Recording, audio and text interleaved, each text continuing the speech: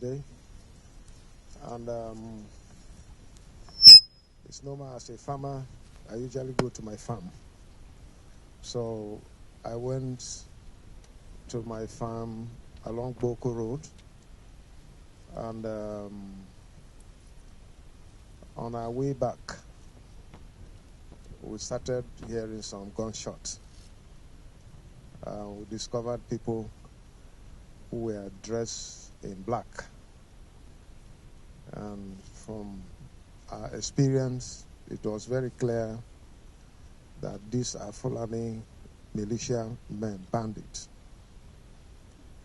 And I do not want to take things for granted, because a few days ago, the media were awash with the communique or the statement from the Fulani Myetti who met in Yola. That is where they met in 2006, and decided that they must take Nigeria as their country, and every other person living here must be slave. That was why they started infiltrating the entire country. And they came out with a statement. I was alarmed, singling me out as the only person who is creating problems for the entire Fulani race in this country. It was quite disturbing. And behind the scene, I also heard that in the meeting, I was targeted for elimination. This was the information I got. And they will go after me, whether in my home or in my farm or wherever they get me. And this is not the first time. I had intelligence before that these people said they were going to kill my security aides and then capture me alive and give me gradual killing. But like I always say, my life is in the hands of God. It's not in the hands of any Fulani man or anybody whatsoever. And I still remain firm. I will fight for truth, justice, equity, and fairness till when God permits that I should not be here again. Then I can go. But it's only God that can permit my exit on this earth. Not any Fulani man. I want to say it boldly. They have no right. They will continue to fail just like they did today. I appreciate the security personnel attached to me.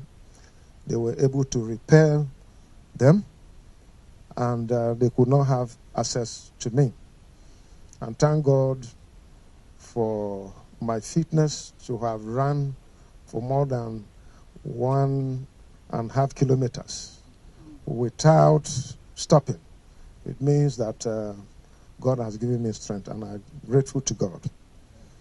And I want to say a quote from Reverend Dr. Martin Luther King Jr., who said, "If peace means keeping my mouth shut in the midst of injustice and evil, I don't want peace.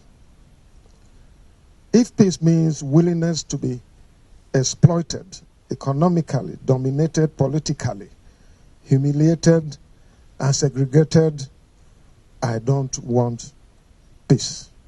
Martin Luther King Jr.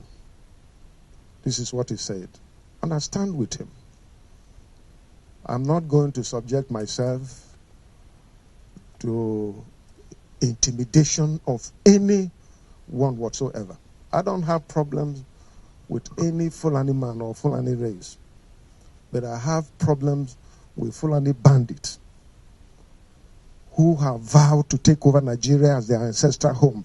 And I say no. Not when I'm here and when I am governor leading my state. I'm not concerned about other states. Other states who want to give their land and give themselves to be slaves to these Fulani men, I have no problem with them. But my own state, I have consulted with my people, and what I'm doing is in line with the wish of my people. And that I stand. I have not infringed on anybody's right. My lawyer is here.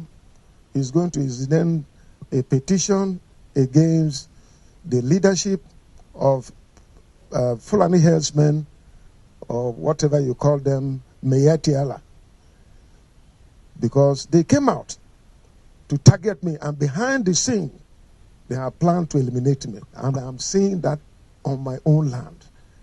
If I can't go to the farm as governor with the entire security around me, then who else can go to farm? You can imagine the pains that we have here in Benue State. Thank God for Mr. President, who responded to my letter that anyone with AK-47 should be shot at sight. I'm yet to see that. Let me see it happening in Benue State. I have reported this to the security agencies, and I hope that this will be done, so that the land will be safe for our people to go back to farm and do their work and survive and live their life. Here in Benue State, we are not against Fulani men. We are not against Hausa, Igbo, any tribe, even white people. We are ready to provide land for ranching. That is what the law says. I don't know what this set of Fulani men who come from Niger, from Mali, from Chad, from Senegal, from other parts of the world, they have destroyed Mali completely. Nothing is happening there. They have destroyed Libya. They have destroyed several African countries with their aggression and think that they will come here and destroy Nigeria. I don't know what they mean. We are not against Fulani people who legitimately want to do their business here, including cattle rearing. But you must ranch. That is the law. And we are in a democratic era. And democracy is anchored on the rule of law. I don't know why people will come from somewhere and think that they will not obey the laws of the land. If everybody will take that, if all of us decide to be lawless, if all of us decide to take guns and go after people or our perceived enemies, there will be lawlessness, there will be anarchy. And who knows what will happen. I want to call on Mr. President. I want to call on the security agencies to fish these people out. They are in the forest between Makudi and Abinti. They are living there, and they are coming out to commit atrocities, evil, rape women, kill our people, maim them, destroy our farmlands, and do all this. And anytime our livestock go after them, our security agencies go, they run back to the forest, across the river. This is not fair. I'm going to make a petition against the leadership of Myetti, because they are responsible for making arrangements to try to eliminate me. But I want to assure them that until God permits, they cannot. They cannot do that, because I have not committed any crime. I have not done any evil against anyone. Throughout my more than 40 years political experience, I have not injured anyone with a pin, talk less of knife. I have not done it, because that is not the way to go. In my pursuit for power, I've always known that power belongs to God, and He giveth it to whosoever He will. And that is it.